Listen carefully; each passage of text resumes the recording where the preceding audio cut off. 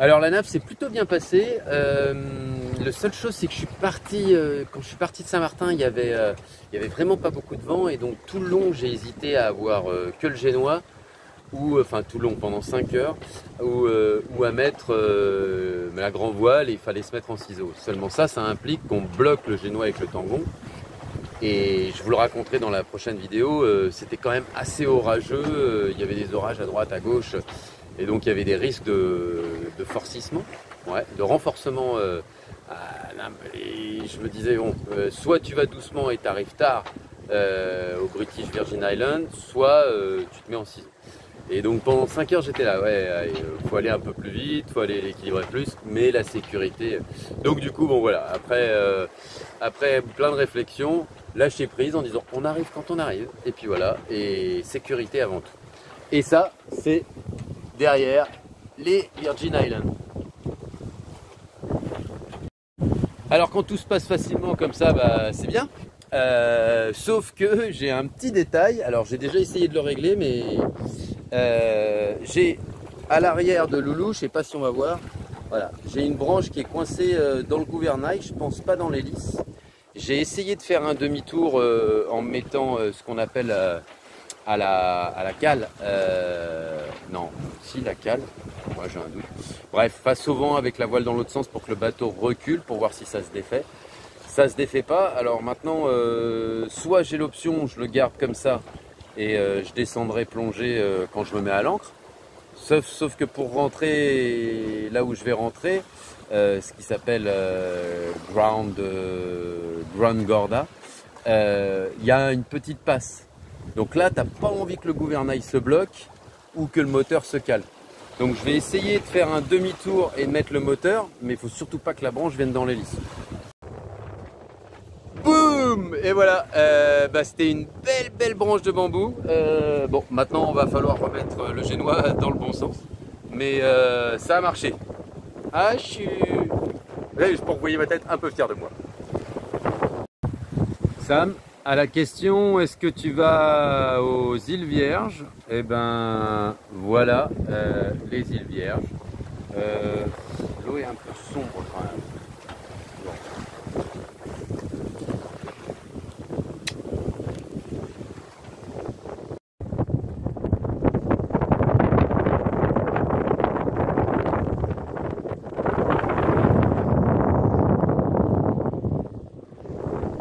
Alors, pour partager avec vous ce qu'on appelle Gorda, en fait il y a 3 îles principales, il y en a 11 en tout je crois, oui, une vingtaine, je sais plus.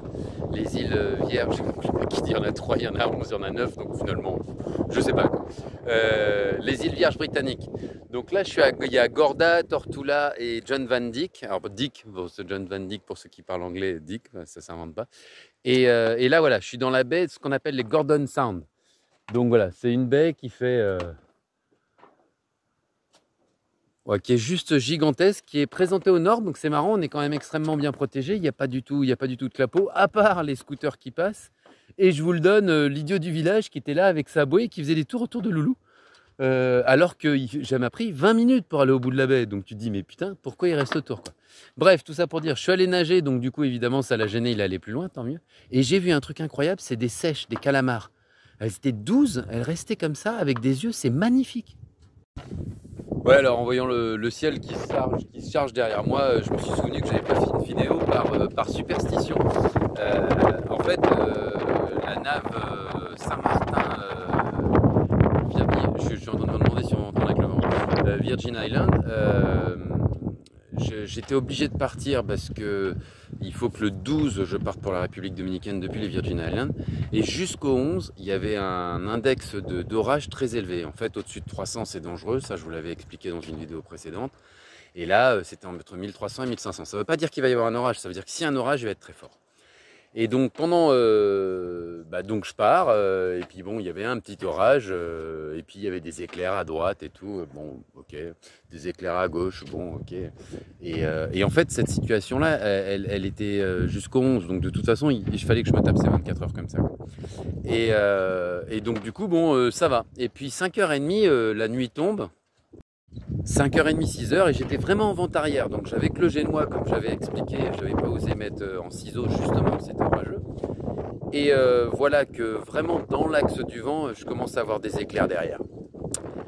Et là, je fais, bon ok, je calcule avec le temps et entre l'orage, le coup de tonnerre et les éclairs, il y avait un bon décalage quand même. Je dis bon, c'est loin, je vais me décaler un peu à droite et puis comme ça, je vais essayer de ne pas prendre la même direction qu'exactement que le vent. Voilà pas que 20 minutes après, je vois des éclairs aussi à droite.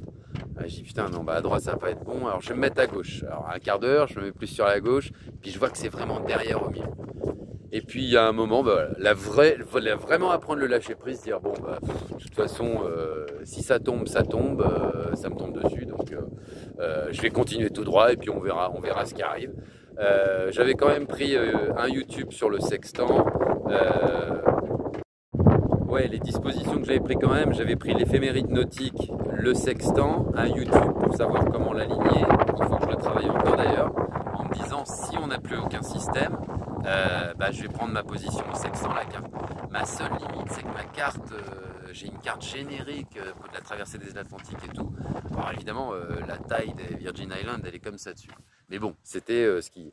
Donc quand je suis arrivé ce matin et que j'ai vu, la terre qui se dessinait et tout, je fais ok, c'est cool, ça m'est pas tombé dessus. Alors faut savoir, j'appelle de lâcher prise, c'est qu'à partir du moment où je me suis dit je laisse couler, je suis même allé me coucher. D'ailleurs, j'ai même bien dormi et tout. Hein. Et puis bon, il y a eu des éclairs à droite, à gauche. Bon, donc je suis pas fier de moi. Enfin si, sur avoir appris à lâcher prise, oui. Maintenant, en toute humilité, sur l'océan, ben il y a des choses qui doivent arriver, et c'est pas le fait d'être grand navigateur ou quoi. Voilà, la petite histoire. Alors pour bien terminer la journée, ben, le soleil se couche, je me mets sur le pont, petite musique zen, chikung. Et il y a un bateau qui arrive, qui me fout un spot dans la gueule. Ah, police! Ouais, vous avez fait votre clearance, vous avez fait... non, non, non, en fait j'étais très fatigué à cause des orages, pas bien dormi et tout, je suis juste venu me poser là. Ouais, on est dans un pays anglican, hein. Les mecs, t'es pas en train de discuter en Andalousie, donc du coup, ils sont montés à bord, ils ont cherché de la drogue, machin. Alors heureusement, ils ouvraient, là, ah, là c'est du vin. Ah, là c'est encore du vin. Là, j'ai mon meilleur ami qui arrive, il a fallu faire des réserves. Bon, vous venez d'où? Je viens de Saint-Martin. C'est d'où votre dernière clearance? Guadeloupe. Les 10 paquets, les 10 cartouches de club qui étaient là, je fais oh là là. Et puis, je suis toujours stressé quand on arrive à la minute. Et puis, bon, bah, les papiers du bateau, machin et tout. Et heureusement, le mec il me dit bon, écoutez, je comprends que vous soyez fatigué et tout, mais quand vous arrivez dans un pays, ça fait combien de temps que vous êtes capitaine? 6 ans, mais bon, ça fait 2 ans que je. Il me dit il faut que vous arriviez tout de suite dans un port of call et que vous faites l'enregistrement. Tout le truc qui nous a fait chier avec Ambre en Dominique. Ouais, monsieur. Et il dit bon, en fait, vous avez de la chance parce qu'ici c'est un port of call. Donc dans toute la baie, vous avez le droit d'être là et le truc est fermé, donc vous ne pouviez pas vous enregistrer. Il dit mais sinon vous aviez une amende et tout. Donc il dit vous avez du bol. Donc allez-y demain matin 8h. Ok, merci, machin. Ils repartent. Et là je fais putain les papiers du bateau. Ils ont gardé papier du bateau, passeport et tout.